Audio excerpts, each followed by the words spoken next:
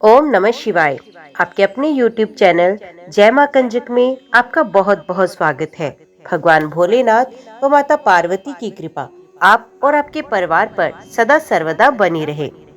श्री शिव महापुराण की कथाओं को आगे बढ़ाते हुए आज की कथा का आरंभ हम ब्रह्मा जी की काली देवी से प्रार्थना अध्याय से करेंगे। उम्मीद करती हूँ कथा का पूरा फल लेने के लिए आप कथा को शुरू से लेकर अंत तक जरूर श्रवण करेंगे। ओम नमः शिवाय। नारद जी और ब्रह्मा जी का संवाद। नारद जी बोले, पूज्य पिताजी, विष्णु जी के वहां से चले जाने पर क्या हुआ? ब्रह्मा जी कहने लगे कि जब भगवान विष्णु वहां से चले गए तो मैं देवी दुर्गा का स्मरण करने लगा और उनकी स्तुति करने लगा। मैंने माँ जगदम्बा से यही प्रार्थना की कि वे मेरा मनोरथ पूर्ण करें। वे पृथ्वी पर अवतरित होकर भगवान शिव का वर्ण कर उन्हें विवाह बंधन में बांध लें। मेरी अनन्य भक्ति स्तुति से प्रसन्न हो योग निद्रा चामुंडा मेरे सामने प्रकट हुई। उनकी कज्जल सी कांति रूप सौंदर्य और दिव्य था। वे 4 भुजाओं वाले शेर पर बैठी थी। उन्हें सामने देख मैंने उनको अत्यंत नम्रता से प्रणाम किया और उनकी पूजा उपासना की। तब मैंने उन्हें बताया कि देवी भगवान शिव रुद्र रूप में कैलाश पर्वत पर निवास कर रहे हैं। वे समाधि लगाकर तपस्या में लीन हैं। वे पूर्ण योगी हैं। भगवान रुद्र ब्रह्मचारी हैं और वे गृहस्थ जीवन में प्रवेश नहीं करना चाहते। वे विवाह नहीं करना चाहते। अतः आप उन्हें मोहित कर उनकी पत्नी बनना स्वीकार करें।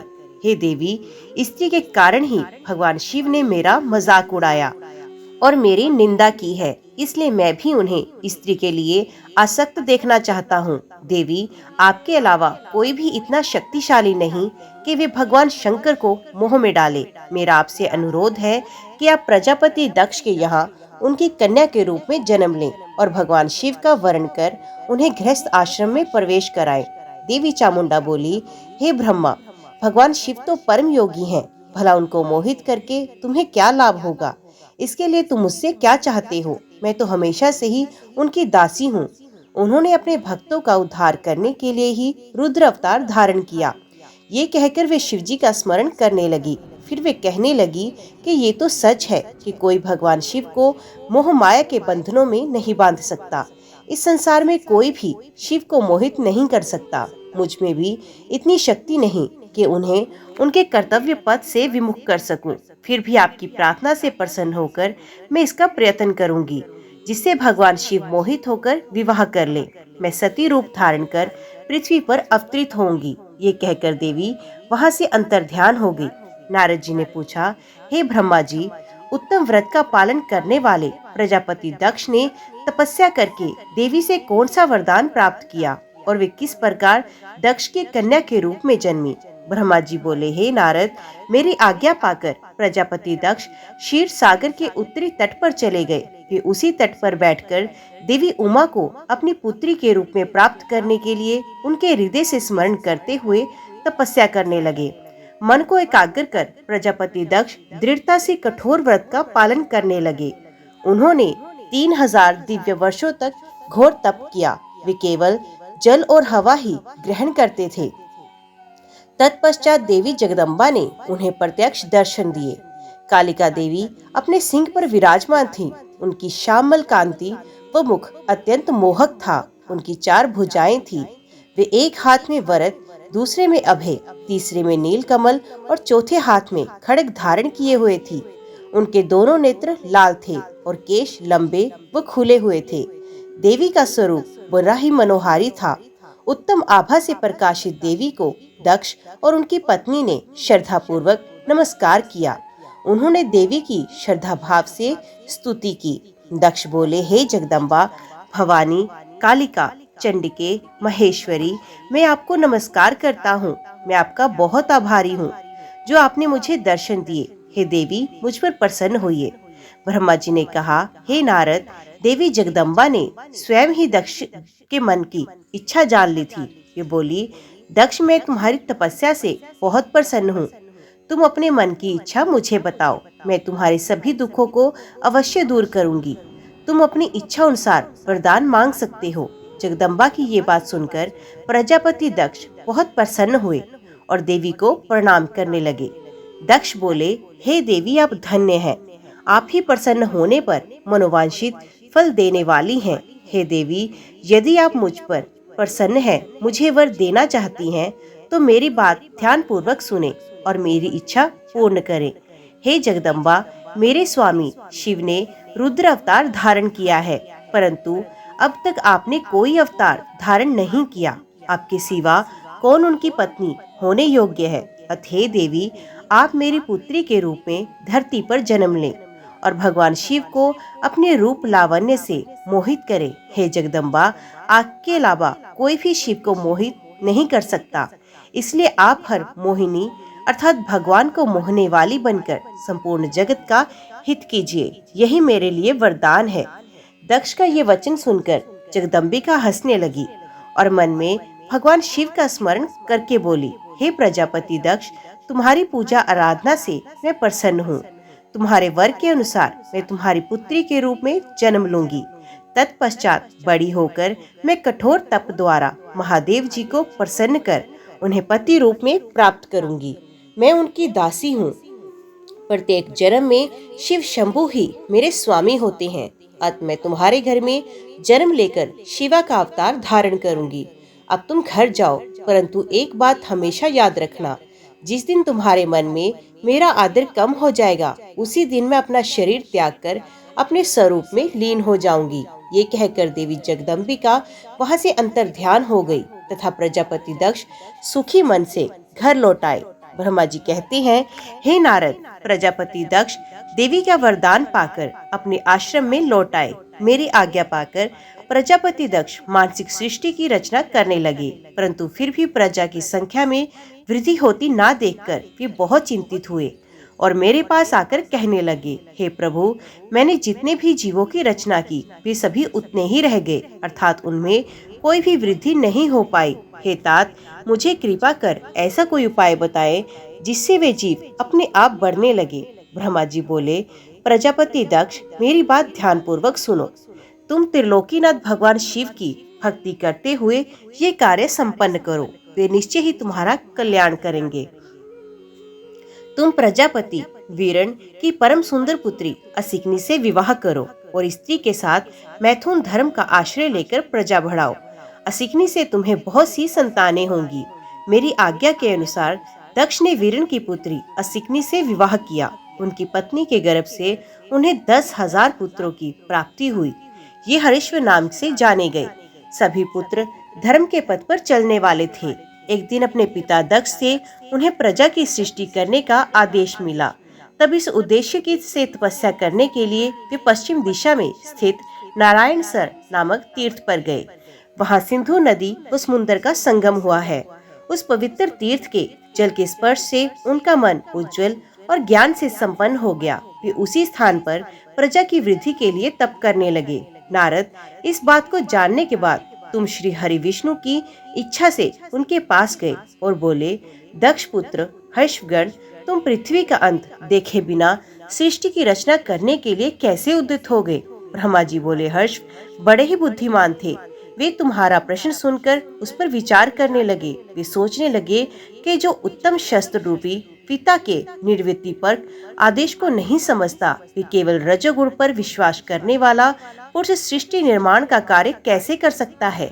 इस बात को समझकर वे नारद जी की परिक्रमा करके ऐसे रास्ते पर चले गए जहाँ से वापस लौटना असंभव है। जब प्रजापति दक्ष को ये बात पता चली कि उनके सभी पुत्र नारद से शिक्षा पाकर मेरी आज्ञा को भूलकर ऐसे स्थान पर चले गए जहाँ से लौटा नहीं जा सकता, तो दक्ष इस बात से बहुत दुखी हुए। वे पुत्रों के वियोग को सह नहीं पाए। तब मैंने बहुत समझाया और उन्हें सांत्वना दी। तब पुण्य दक्ष की पत्नी असिकनी के गर्भ से शबलाश्व नाम एक सहस्त्र पुत्र हुए। वे सभी अपने पिता की आज्ञा को पाकर पुण्य तपस्या के लिए उसी स्थान पर चले गए जहाँ उनके बड़े भाई गए थे। नारायण सरोवर के जल के स्पर्श से उनके सभी पाप नष्ट हो गए और मन शुद्ध हो गया। वे उसी तट पर प्रणव मंत्र का जाप करते हुए तपस्या करने लगे। तब नारद, तुमने पुण्य वही बातें जो उनके भाइयों को कही थी उन्हें भी बता दी और तुम्हारे दिखाए मार्ग के अनुसार वे अपने भाइयों के पथ पर चलते ऊर्ध्व गति को प्राप्त हुए। दक्ष को इस बात से बहुत दुख हुआ और वे दुख से बेहोश हो गए। जब प्रजापति दक्ष को ज्ञात हुआ कि ये सब नारद की वजह से हुआ तो उन्हें बहुत क्रोध आया। संयोग से तुम भी उसी समय वहां पहुंच गए। तुम्हें देखते ही क्रोध के कारण वे तुम्हारी निंदा करने लगे और तुम्हें धिक्कारने लगे। वे बोले, तुमने सिर्फ दिखाने के लिए ऋषियों का रूप धारण कर रखा है। तुमने मेरे पुत्रों को ठगकर उन्हें भिक्षुओं का मार्ग दिखाया है। तुमने लोक और परलोक दोनों के श्रेय का नाश कर दिया। जो मनुष्य ऋषि देव और पितृ ऋणों को उतारे बिना ही मोक्ष की इच्छा मन में लिए माता पिता को त्याग कर घर से चला जाता है, सन्यासी बन जाता है, वे अधोगति को प्राप्त होता है। हे नारद, तुमने बार बार मेरा अमंगल किया, इसलिए मैं तुम्हें शाप देता हूँ कि तुम कहीं भी स्थिर नहीं रह सकोगे। तीनों लोकों में विचरते हुए तुम्हारा पैर कहीं भी स्थिर नहीं रहेगा, अर्थात तुम्हें ठहरने के लिए सुस्थिर ठिकाना नहीं मिलेगा। नारद, यद्यपि तुम साधु पुरुषों द्वारा सम्मानित हो, परंतु तुम्हें शोकवश दक्ष ने ऐसा शाप दिया जिसे तुमने शांत मन से ग्रहण कर लिया और तुम्हारे मन में किसी प्रकार का विकार नहीं आया। ब्रह्मा जी बोले, हे मुनिराज, दक्ष के इस रूप को जानकर मैं उसके पास गया। मैंने उसे शांत करने का बहुत प्रयत्न किया और सांत्वना दी। मैंने उसे तुम्हारा परिचय भी दिया। दक्ष को मैंने ये जानकारी भी दी कि तुम भी मेरे पुत्र हो। तुम मुनियों में श्रेष्ठ एवं देवताओं के प्रिय हो। तत्पश्चात प्रजापति दक्ष ने अपनी पत्नी से 60 सुंदर कन्याएं उत्पन्न की। तब उनका धर्म आदि के साथ विवाह किया। दक्ष ने अपनी 10 कन्याओं का विवाह धर्म से, 13 कन्याओं का विवाह कश्यप मुनि से और 27 कन्याओं का विवाह चंद्रमा से किया। 2 भूता गिरस और कुश और शेष 4 कन्याओं का विवाह ताक्षय के साथ किया। इन सबकी संतानों से तीनों लोक भर गए। पुत्र पुत्रियों की उत्पत्ति के पश्चात प्रजापति दक्ष ने अपनी पत्नी सहित देवी जगदम्बिका का ध्यान किया। देवी की बहुत स्तुति की। प्रजापति दक्ष की सप्तनीक स्तुति से देवी जगदम्बिका ने प्रसन्न होकर दक्ष की पत्नी के गर्भ से जन्म लेने का निश्चय किया। उत्तम मुहूर्त देखकर दक्ष पत्नी ने गर्भ धारण किया। उस समय उनकी शोभा और बढ़ गई। भगवती के निवास के प्रभाव से दक्ष पत्नी महामंगल रूपिणी हो गई। देवी को गर्भ में जानकर सभी देवी देवताओं ने जगदम्बा की स्तुति की। 9 महीने बीत जाने पर शुभ मुहूर्त में देवी भगवती का जन्म हुआ। उनका मुख दिव्य आभा से सुशोभित था। उनके जन्म के समय आकाश से फूलों की वर्षा होने लगी और मेघ जल बरसाने लगे। देवता आकाश में खड़े मंगल ध्वनि करने लगे। यज्ञ की बुझी हुई अग्नि पुण्य जलने लगी। साक्षात जगदम्बा को प्रकट हुए देखकर दक्ष ने भक्ति भाव से उनकी स्तुति की। स्तुति सुनकर देवी प्रसन्न होकर बोली, हे प्रजापति, तुम्हारी तपस्या से प्रसन्न होकर मैंने तुम्हारे घर में पुत्री के रूप में जन्म लेने का जो वर दिया था वे आज पूर्ण हो गया। ये कहकर उन्होंने पुण्य शिशु रूप धारण कर लिया तथा रोने लगी। उनका रोना सुनकर दासियां उन्हें चुप कराने हेतु वहां एकत्रित हो गई। जन्मोत्सव में गीत और अनेक वाद्य यंत्र बजने लगे। दक्ष ने वैदिक रीति से अनुष्ठान किया और ब्राह्मणों को दान दिया। उन्होंने अपनी पुत्री का नाम उमा रखा। देवी उमा का पालन बहुत अच्छे तरीके से किया जा रहा था। वे बालकपन में बहुत सी लीलाएं करती थी। देवी उमा इस प्रकार बढ़ने लगी जैसे शुक्ल पक्ष में चंद्रमा की कला बढ़ती है। जब भी वे अपनी सखियों के बैठती वे भगवान शिव की मूर्ति को ही चित्रित करती। वे सदा प्रभु शिव के भजन गाती, उन्हीं का स्मरण करती और भगवान शिव की भक्ति में ही लीन रहती। ब्रह्मा जी बोले, हे नारद, एक दिन मैं तुम्हें लेकर प्रजापति दक्ष के घर पहुंचा। वहां मैंने देवी सती को उनके पिता के पास बैठे देखा। मुझे देखकर दक्ष ने आसन से उठकर मुझे नमस्कार किया। तत्पश्चात सती ने भी प्रसन्नता पूर्वक मुझे नमस्कार किया। हम दोनों वहां आसन पर बैठ गए। तब मैंने देवी सती को आशीर्वाद देते हुए कहा, सती, जो केवल तुम्हें चाहते हैं और तुम्हारी ही कामना करते हैं, तुम भी मन में उन्हीं को सोचती हो और उसी के रूप का स्मरण करती हो।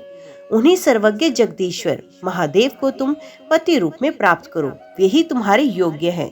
कुछ देर बाद दक्ष से विदा लेकर मैं अपने धाम को चला गया। दक्ष को मेरी बातें सुनकर बड़ा संतोष एवं प्रसन्नता हुई।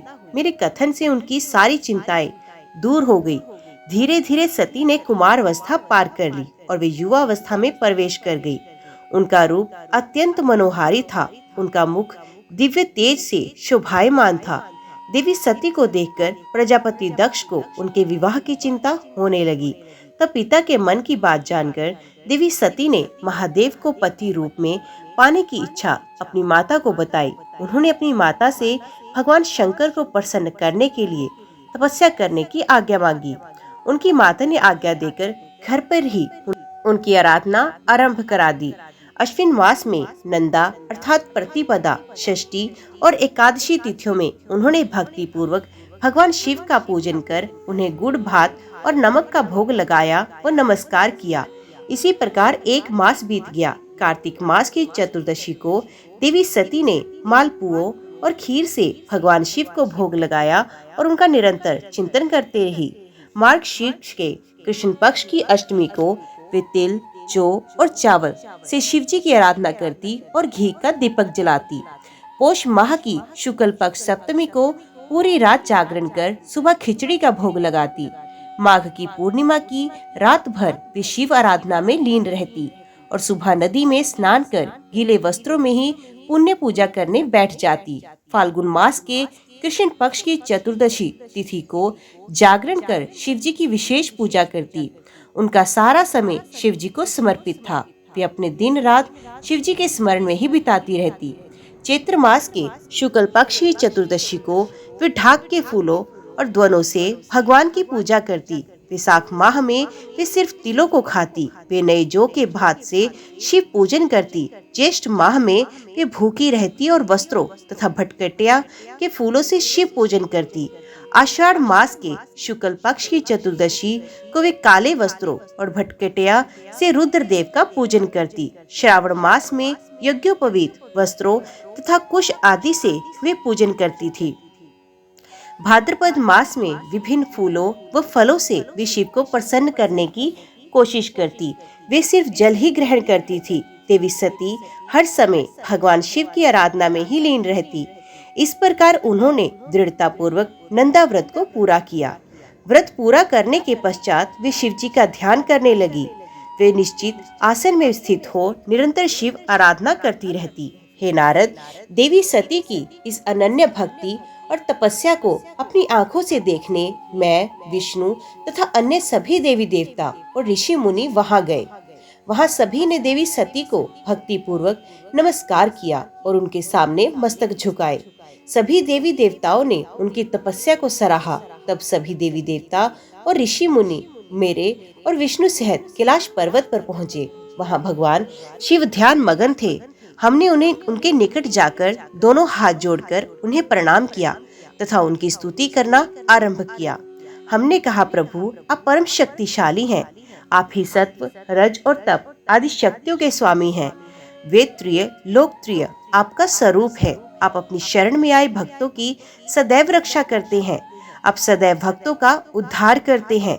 हे महादेव, हे महेश्वर, हम आपको नमस्कार करते हैं। आपकी महिमा जान पाना कठिन ही नहीं असंभव है। हम आपके सामने अपना मस्तक झुकाते हैं।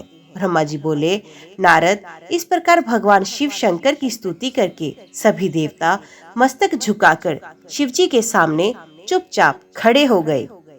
ब्रह्मा जी बोले, श्री विष्णु सहित अनेक देवी देवताओं और ऋषि मुनियों द्वारा की गई स्तुति सुनकर सृष्टिकर्ता शिव जी ने प्रसन्नता पूर्वक हम सबके आगमन का कारण पूछा। रुद्रदेव बोले, हे हरि, हे देवताओं और महर्षियों, मुझे अपने कैलाश पर आगमन के विषय में बताइए। आप लोग यहाँ किस लिए आए हैं और आपको कौन सा कार्य है, कृपया मुझे बताइए। मुने, महादेव जी के इस प्रकार पूछने पर भगवान विष्णु की आज्ञा से मैंने इस प्रकार निवेदन किया। मैंने बोला, हे देवादिदेव महादेव, करुणा सागर, हम सब यहाँ आपकी सहायता मांगने के लिए आए हैं। भगवान, हम तीन होते हुए भी एक हैं। सृष्टि के चक्र को नियमित तथा सुचारू रूप से चलाने के लिए हम एक दूसरे के सहयोगी की तरह कार्य करते हैं। हम एक दूसरे के सहायक हैं। हम तीनों के परस्पर सहयोग के फलस्वरूप ही जगत के सभी कार्य संपन्न होते हैं।